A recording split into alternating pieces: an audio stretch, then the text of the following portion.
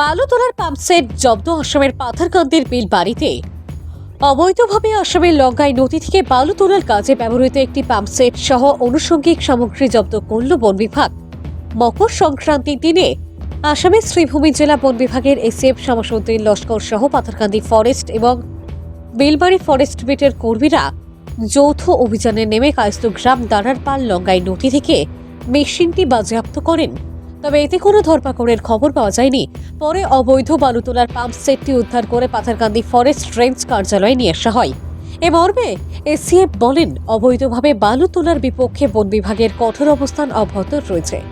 সরকারি রাজস্বযুক্ত মহলে কোনো অবৈধ কারবারি মাথাচাড়া দেবার চেষ্টা করলে বন বিভাগ তাদের বিরুদ্ধে কড়া দাওয়াই প্রয়োগ করে কোনো আপোষ করবেন না।